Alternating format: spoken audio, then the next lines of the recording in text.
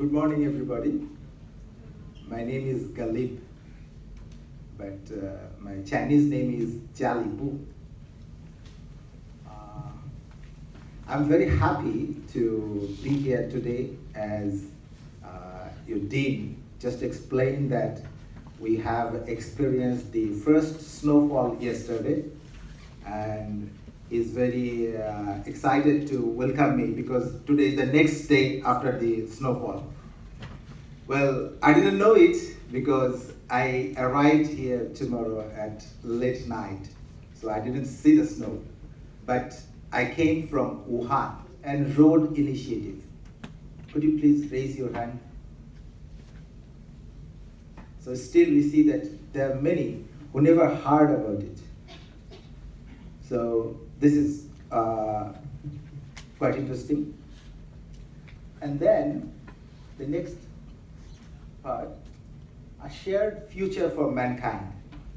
This is actually a term coined by the Chinese president himself, which is a term related to the Belt and Road Initiative. The shared future of mankind refers that we are foreign students. In fact, I was a foreign student, so I still, when I am among you guys, I feel like I'm one of you. So I say we are foreign students. We are from different countries, from different cultures, from different religious background, from different beliefs, from different part of the world. We will be in the same platform where we have a common future. So from that point of view, today we'll discuss that how this Belt and Road Initiative may, and now the Chinese State Affairs Office has already made it clear that you can only translate it as an initiative. You cannot translate it as a strategy. Because when you say strategy, there is some strategical goals there. But when you say initiative, there is no such things. So the Belt and Road Initiative is actually an initiative for cooperation between China and the countries around the globe. And let's see how this initiative actually works. The Belt and Road Initiative was patronized by the current Chinese president, Mr. Xi Jinping, when he took power. During his official trip to Kazakhstan. Is there anyone from Kazakhstan? You're from which country? Okay, I was close. So well-being for a little amount of people,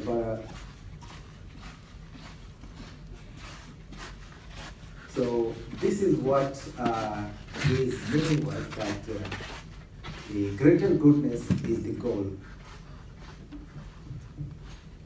And this is also a sign that when we say greater goodness, you, as a foreign student in China, you are a part of this greater goodness. I'll explain you later. Here. When I say this greater goodness, the greater goodness starts through the creation of opportunities, because many developing countries has need of infrastructure. We need infrastructure. We need technology transfer.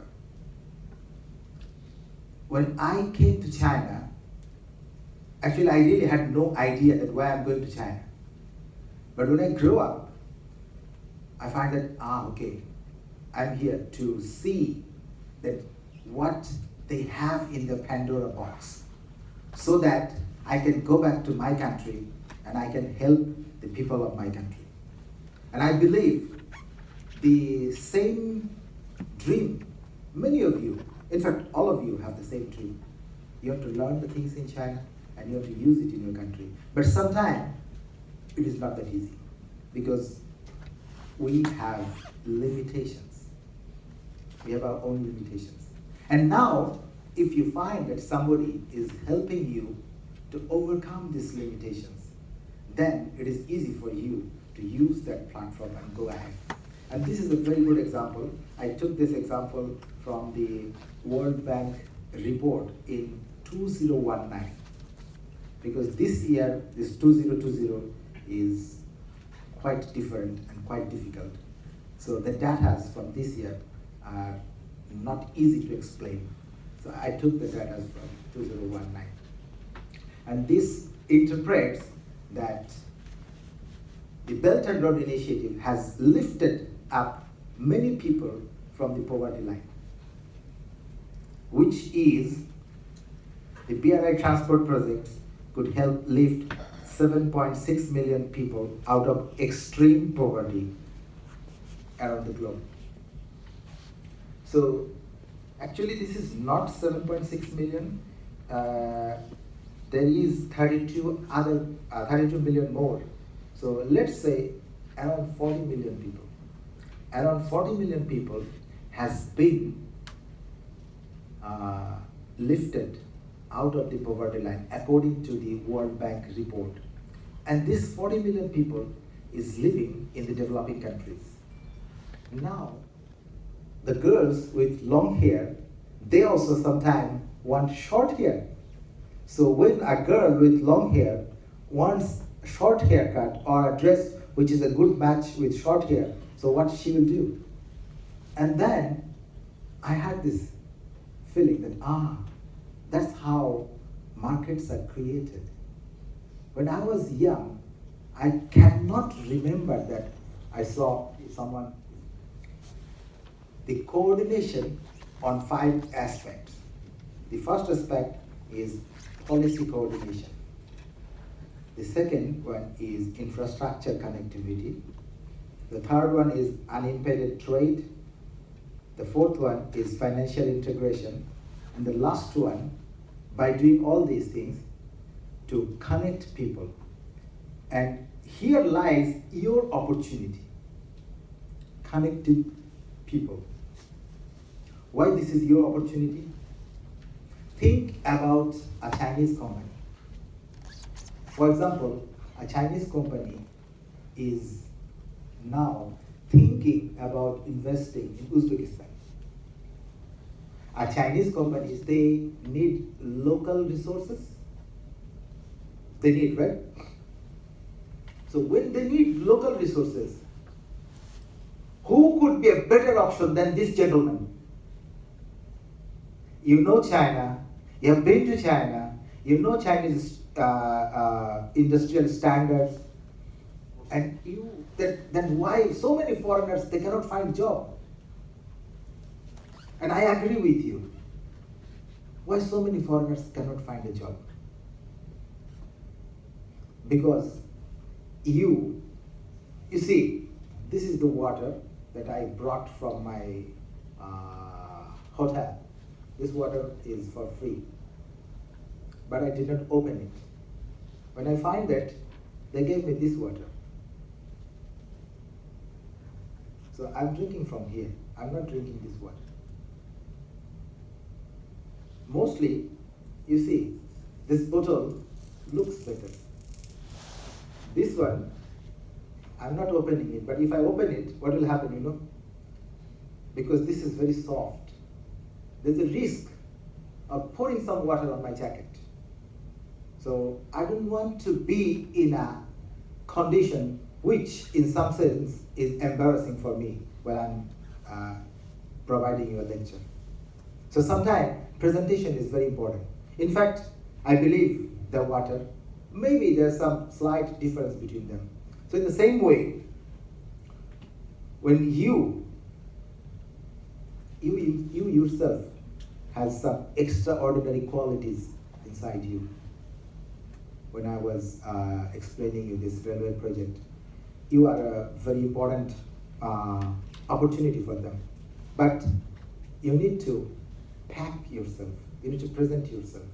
So if you are well presented, let's say, think about a country where they speak very different language. Is there anyone from Ethiopia? Ethiopia. You're from Ethiopia. From Addis? Okay. So do you speak Amharic? So let's say speaking Amharic. How many other countries they speak Amharic? In Eritrea, do they speak Amharic? No. Few. Okay. So let's say a Chinese company is planning.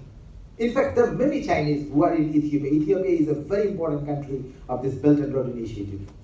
So let's say if there's a Chinese company who is thinking about investing in Ethiopia, who could be a better option than this gentleman? Maybe you can say that Ethiopians speak English, but how many persons of Ethiopians they speak English now? I do not know. I've been to Ethiopia in 2011. I've been to Tigray. I've been to Jimma. I've been to Addis, and they speak English, but still, if you do not speak Amharic, you cannot really communicate with the everyday life.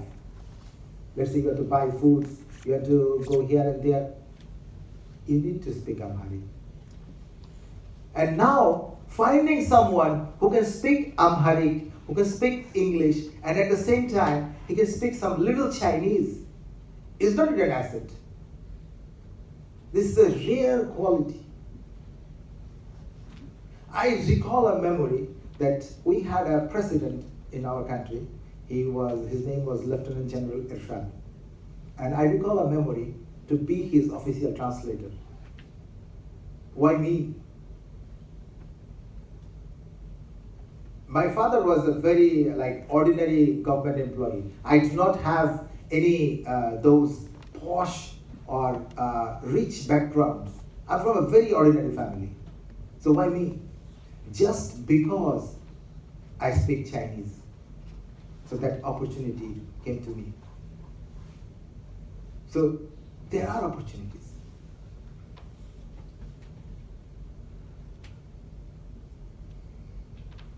Before going further on this Belt and Road Initiative, I